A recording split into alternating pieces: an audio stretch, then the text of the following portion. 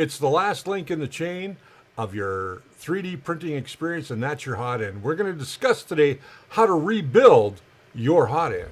Hey, I'm Richard, and this is The First Layer, the show that explores the world of 3D printing. And we do that each week by giving you reviews, how-tos, sometimes some interviews, and a little bit more. Every Saturday we do a live stream called Ask for Help, where we answer your questions live on Sunday. It's Sunday. It's not Saturday. It's Sunday.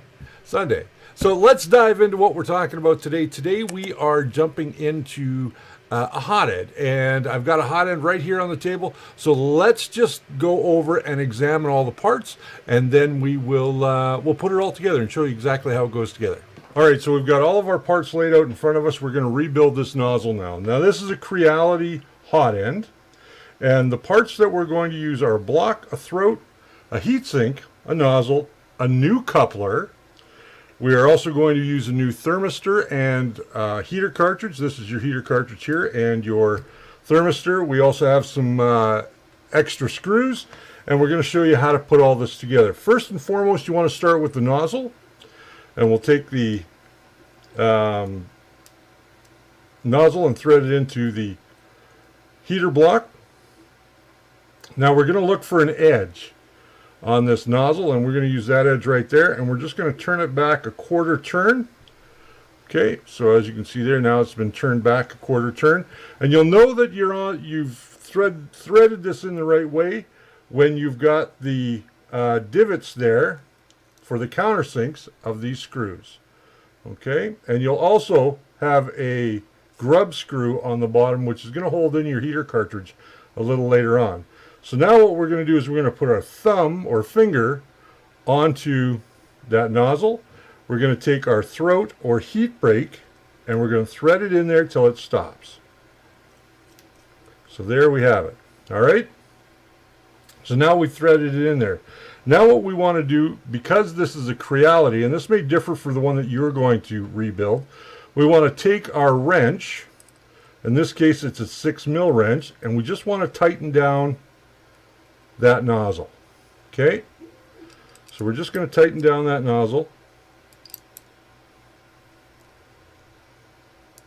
We don't want to turn out the heat break. Now everything should be nice and tight there.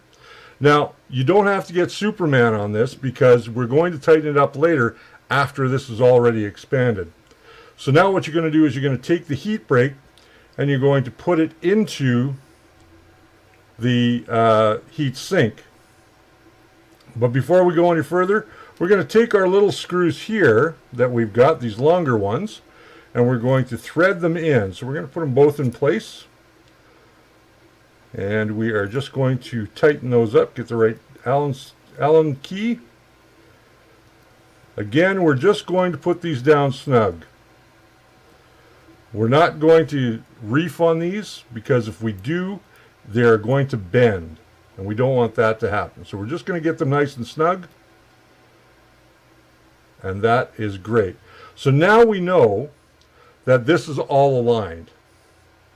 All right, now we're going to take this little grub screw, and we're going to tighten this grub screw down against our throat, and only go till it stops. You don't have to get, again, you don't have to get Superman on it.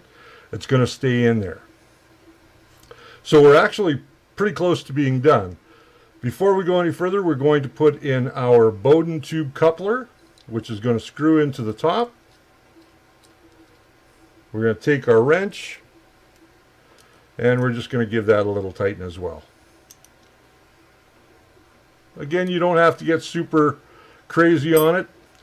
Now comes the most critical part. We're going to take the heater cartridge and the thermistor, and we're going to put them in place. In this case, this is a bead thermistor, so it's a K100, same thermistors that they use on all Creality products, and you can buy these in a pack of 12 or 5 or 24. What we're going to do, these wires are very, very fragile in here, so we're going to take this, we're going to open it up first a little bit, okay, just like that. We're going to take that, push it down into the hole. Don't crush it in there. And then we're just going to put our finger and bend it over. So now we've got our little screw here. This is going to hold this in place. We're just going to take our screwdriver, pinching those wires closed. And again, this is not something you need to be Hercules on. All you want to do is just get it to the point where it's holding that in place. Okay? If you go ahead and crush it down, you're going to crush these wires and your thermistor will be no good. So that is a quick tip for you there. Then we're going to take our heater cartridge. In this case, we're going to rebuild this one for the Ender. So again, we've got two little wires that go into this heater cartridge. We've got two little wires that go in there, so we want to be very careful. We're just going to find a good way to line this up. We're going to slide it in. We're going to take our Allen wrench. And we want to try and get this as even as possible. And we're just going to tighten down our little Allen grub screw here. And there we go, we've got it down. Our cartridge doesn't stick out too much on this side, and it doesn't stick out on this side. Then we're just going to gently pull those wires around, okay? That way there's no strain on them and they won't break on you. If you pull them too tight, they're going to break. So now we're ready to install this into the machine. Once we've got all of our wires hooked up to our control box, what we want to do is we want to heat up this nozzle. We want to heat it up to the point where before we fully install it, we just want to get it heated up. So we're going to grab it on either side with a pair of pliers. We're going to hold it with a pair of pliers. Then we're going to take that wrench again that we had, or a socket, and we're just going to tighten that nozzle a little bit more once this has come to temperature. The reason that you want to do that is because you want to seal this when everything has been expanded. If you don't seal this when everything has been expanded, you're going to run into problems, and I don't want to have that problem for you. And here's what it can look like if you do not tighten your nozzles and heat breaks correctly. You get what's called squeeze out. And this is finding its way out because these two items are not tight enough. So that's something to keep in mind. You don't want to over tighten them, but you don't want to under tighten them either, because this is going to be the problem. When you see this, you know that you've got a leak in this section somewhere. So one of these two items is not tight enough, and it's usually your nozzle.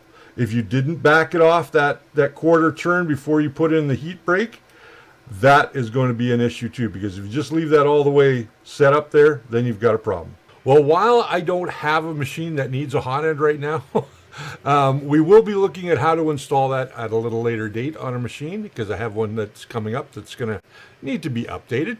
And I hope that you got something out of today's video, because I got to tell you, when you're rebuilding that hot end, it is the most important part of that 3D printer. If it's not working, if it's clogged, you're never going to have a successful print. So by making sure that you've put everything in its place correctly, you've heated up that block, you've given that nozzle a little bit of an extra tighten, is all you should need to do so that you get no leakages and you have a good printing experience. So with that said, I want to know from you guys, what is the biggest issue that you're having right now with your 3D printing? Leave your comment down below in the comments. Hit that like button if you got something out of today's video. If you're new here, please hit that subscribe button. Also, let us know where you're from. We always like to know that as well. And we'll see you again on Sunday afternoon at 12 p.m. Mountain Standard Time for Ask for Help. You can bring your questions along. This week, we're going to be talking to Amon Baines from Matter 3D. They are a filament manufacturer right here in Canada. So we'll see you then. Check out some of these other videos as well. Until I see you next time, please remember that the first layer is always your foundation to a great print.